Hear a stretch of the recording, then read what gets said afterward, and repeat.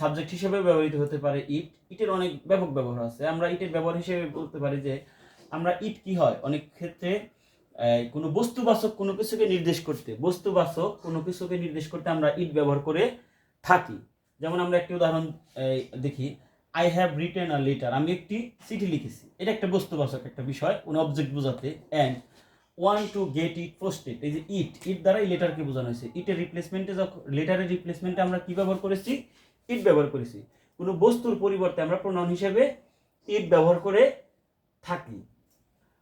উভয়লিঙ্গ বা উভয়লিঙ্গের ক্ষেত্রে আমরা প্রোনাউন হিসেবে ইট ব্যবহার করে থাকি। যেমন the baby is crying as it is hungry, যেহেতু এই বেবি যেহেতু উভয়লিঙ্গ, বেবি যেহেতু কমন জেন্ডারের পরিবর্তে আমরা কি করতে পারি? প্রোনাউন হিসেবে ইট ব্যবহার করে থাকি। যেমন the baby is crying as it's hungry, শিশুটি কান্না করছে যেহেতু এটি ক্ষুধার্ত।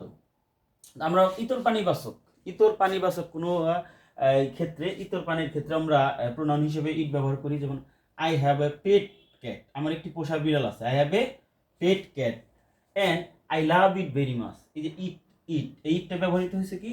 এই যে পেট ক্যাট, এই ক্যাটের প্রোনাউন হিসেবে ইট ব্যবহৃত হয়েছে। ক্যাট যেহেতু একটি ইতর প্রাণী, তো এর প্রোনাউন হিসেবে আমরা কি ইট ব্যবহার করে থাকি।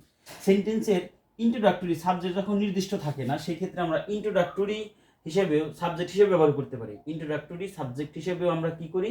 ইট ব্যবহার করে থাকি। যেমন ইট was wrong to say so, এমনটা বলা ছিল ভুল। It was wrong to say so, it was wrong to say so, এমনটা বলা ভুল ছিল। ইট was wrong to say so, এই ইটটা এখানে কি হয়েছে? ইন্ট্রোডাক্টরি সাবজেক্ট হিসেবে ব্যবহৃত হয়েছে। আবার অনেক ক্ষেত্রে ইম্পার্সোনাল সাবজেক্ট হিসেবে কোনো আবহাওয়ার অবস্থা বোঝাতে যেখানে সাবজেক্ট নির্দিষ্ট নয়, সেই ক্ষেত্রে আমরা ইট ব্যবহার করে থাকি। It is raining, it is said that, এইরকম ক্ষেত্রে আমরা ইম্পার্সোনালি ইট ব্যবহার করে থাকি। যেমন ইট ইজ রেইনিং, বৃষ্টি হচ্ছে। It is raining, it is said that, এটা বলা হয়ে থাকে যে man is the superior creation of Almighty Creator. Thanks for watching.